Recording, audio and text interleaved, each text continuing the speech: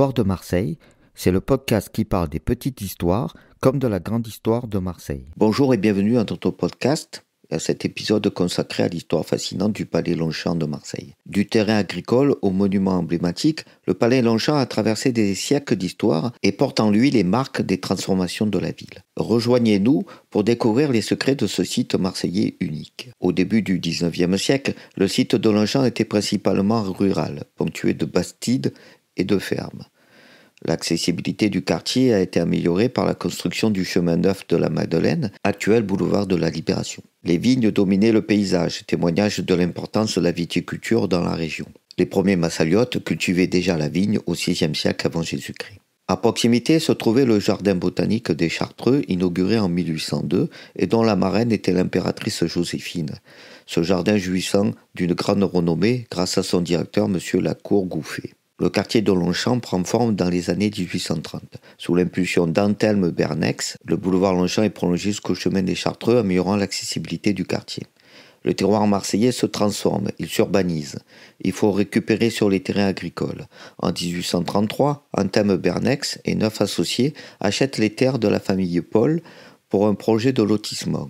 Il faut alors prévoir un élargissement des rues, de longues avenues pour la circulation. Il entreprend de prolonger le cours du chapitre par un boulevard qui mènera à ce nouveau quartier urbain.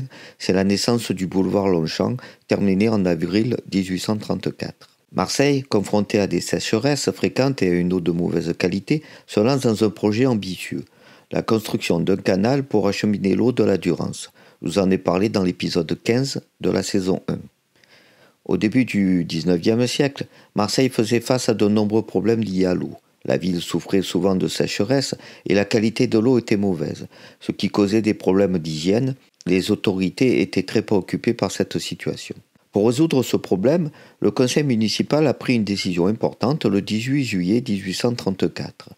Ils ont voté pour la construction d'un canal en disant « Quoi qu'il arrive, quel qu'en soit le coût, le canal sera construit ».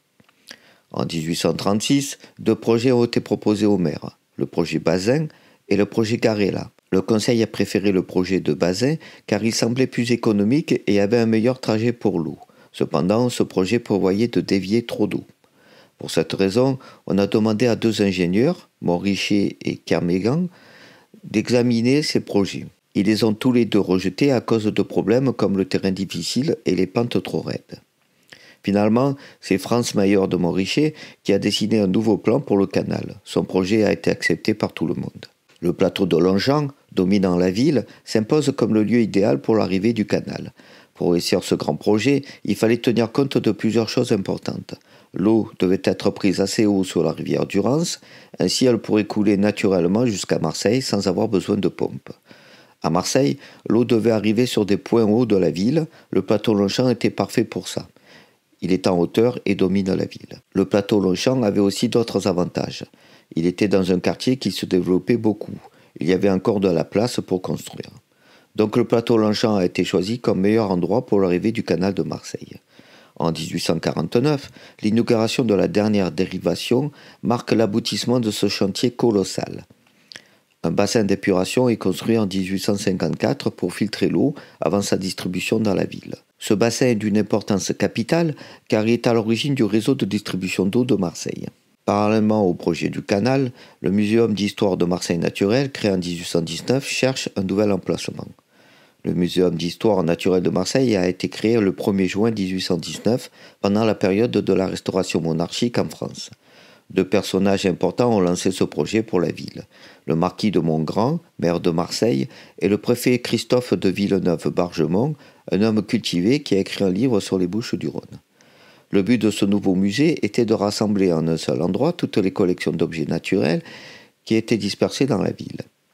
Il était soutenu par 2 institutions nationales, le Muséum national d'histoire naturelle de Paris, créé en 1793, et le ministère de l'Intérieur. L'État voulait encourager la création de collections scientifiques publiques dans toutes les régions de France pour montrer la richesse du pays. Au début, en 1820, les collections du musée n'avaient pas de lieu fixe. On y trouvait des insectes, des minéraux et des coquillages. Ces collections étaient temporairement installées aux Bernardines, au 49 boulevard du Musée. Le muséum partageait cet espace avec le musée des Beaux-Arts et la bibliothèque. En 1833, Christophe Jérôme Barthélemy Lapommeret devient directeur du musée d'histoire naturelle. Il dynamise l'institution et en 1842 participe au choix d'un nouveau site pour le musée, digne de la deuxième ville de France. Après avoir envisagé plusieurs options, dont le château Borelli, la ville opte finalement pour la rotonde supérieure de Longchamp lors d'une séance le 12 avril 1847. En 1843, l'architecte Cougre propose un premier projet pour le muséum au maire de Marseille. Bien que ce projet n'ait pas été choisi, il avait des idées intéressantes. L'emplacement, il suggère un lieu près du chemin neuf de la Madeleine, plus proche de la ville que le jardin des plantes existant. L'aménagement, il imagine une grande avenue menant au bâtiment avec des places plantées d'arbres et des bassins de chaque côté. Les animaux, il prévoit des espaces pour accueillir différents animaux. 14 loges pour les animaux de passage du Jardin des Plantes de Paris et ceux appartenant à la ville. Des laboratoires pour les préparations, des enclos pour les porcs et les oiseaux. Quatrièmement, les jardins. Il propose d'aménager 12 509 mètres carrés de jardins publics avec des zones de repos. Ces jardins auraient des cabanes rustiques pour abriter des animaux comme des autruches, des gazelles et des cerfs. Ce projet montre que l'idée de combiner un musée, un jardin public et un espace pour les animaux existait déjà à cette époque. En 1848, l'architecte Pascal Coste propose un nouveau projet pour le Muséum d'histoire naturelle de Marseille. Voici les principaux points de son plan. Le bâtiment aurait une forme rectangulaire. Un grand espace autour permettrait de créer un jardin d'agrément. Ce jardin accueillerait des animaux agréables à regarder qu'on essaierait d'apprivoiser. Cet ensemble serait un nouveau lieu de loisirs pour les habitants. Le projet de Coste suit ce calendrier. 31 mai 1847, le plan est approuvé par la ville. Ensuite, le préfet donne son accord.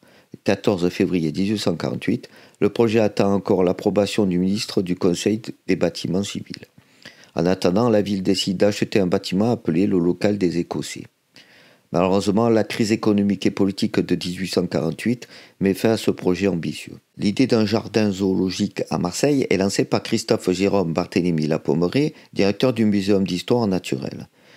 Une société est créée en 1854 pour mener à bien ce projet. Il faut signaler que Marseille est, en France, l'une des premières villes de province à posséder un jardin zoologique avec Grenoble 1854 et Nancy 1855. Lyon suivra en 1856, Nice en 1860, Bordeaux en 1864, Mulhouse en 1868. Le choix du plateau de Longchamp pour le jardin zoologique s'impose comme une évidence. Le quartier est en plein essor, offre l'espace nécessaire et la proximité du muséum et du bassin d'épuration renforce l'attractivité du site. Les membres du conseil municipal, considérant qu'il était difficile de découvrir un point plus avantageux situé au versant est du plateau de Longchamp, cette localité fait suite à la promenade des Allées, placée entre cette promenade et le jardin des plantes, il conviera le promeneur à le visiter et à s'y reposer. Tout est prêt pour créer le jardin zoologique à Longchamp. Autre critère de choix, la proximité du jardin zoologique au Chartreux, l'idée c'est d'avoir une vaste zone dédiée aux loisirs et aux sciences naturelles. L'ouverture du jardin zoologique au public a lieu le 1er juin 1855. Son premier gérant était M. Morin. Il s'étend alors sur 3,2 hectares et s'arrête à la limite de l'actuel boulevard Cassini, alors nommé boulevard de l'Aqueduc. Le 29 mai 1855, par délibération du conseil municipal, la ville de Marseille décide d'acquérir les terrains du jardin zoologique. Cette vente est approuvée par l'autorité préfectorale le 20 septembre 1855. L'acte d'achat par la municipalité nous renseigne sur l'étendue et la structure primitive du jardin. Le dit sol divisé en deux parties par le boulevard en construction qui réunit la place du pont Aqueduc et la route impériale numéro 8 bis, appartenant et aboutissant au nord l'ancien chemin des montagnes russes. En 1824, on trouvait ici ce qu'on a appelé les montagnes russes. C'était une tour d'à peu près 20 mètres de haut, du sommet de laquelle partaient des chemins en bois d'une pente fort rapide. Sur ces chemins roulaient des chars remontés ensuite par les moyens d'un treuil. Au sud, la propriété y a appartenu à M. Fournier et à Malbert et aujourd'hui appartenant à la ville. À l'est, le boulevard du Jardin zoologique et le boulevard en construction et à l'ouest, le bassin de Longchamp et la place du pont Aqueduc. Soit au total 31 656 mètres carrés pour la première partie du jardin. Le jardin zoologique est trop à l'étroit et le 8 février 1857, la Société du Jardin zoologique demande à la ville l'utilisation de terrains voisins de l'Aqueduc. Le 7 septembre 1857, le conseil municipal cède à la Société du Jardin zoologique pour une durée de 99 ans la jouissance de 20 000 mètres carrés. de terrain qu'elle possède au-delà du boulevard de l'Aqueduc. Une passerelle est alors construite pour relier les deux parties. En 1860, la superficie du jardin est alors de 4,7 hectares. Après plusieurs projets avortés, la construction du palais Longchamp est confiée à l'architecte Henri Espérandieu en 1861. La construction du palais donnera lieu à une bataille qui se terminera dans les tribunaux. Auguste Bartholdi envisage un ensemble monumental composé d'un muséum séparé en 2 pavillons, disposés de part et d'autre d'un château d'eau central, le tout relié par une colonnade. La vie ne donnera pas suite. En 1861, la municipalité se tourne vers Henri Espérandieu pour dresser de nouveaux projets pour le palais. L'architecte jouit déjà d'une solide réputation, notamment en réalisant la basilique Notre-Dame de la Garde.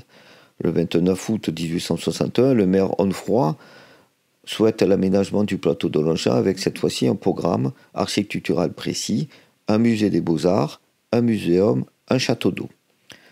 3 projets plus tard, la ville tient son palais Longchamp, mais Bartholdi, vexé d'avoir été écarté, surtout par ses pairs, fait un procès à la ville, soutenant que son projet a été plagié. Son argument est que le projet retenu d'Espérandieu reprend la structure de 2 pavillons disposés de part et d'autre d'un château d'eau central, le tout relié par une colonnade. Mais il perdra son procès ainsi que d'autres intentés plus tard. On s'étendra plus longuement sur le palais Longchamp lui-même dans un autre épisode, celui-ci est déjà assez copieux. Le palais inauguré en 1869 abrite le Muséum d'histoire naturelle et les musées des beaux-arts, célébrant ainsi l'arrivée de l'eau et des arts à Marseille. J'ai consacré 3 épisodes à l'histoire de l'Observatoire de Marseille, qui prendra ses quartiers au plateau Longchamp en 1863, la saison 2, épisodes 21, 22 et 23. Tout comme on consacrera sûrement un nouvel épisode au jardin zoologique que nous avons fait qu'effleurer. L'histoire du palais Longchamp est un témoignage éloquent de la transformation de Marseille au XIXe siècle. De terrain agricole à haut lieu culturel et scientifique, le palais Longchamp continue d'enchanter les visiteurs par sa beauté architecturale et la richesse de son histoire.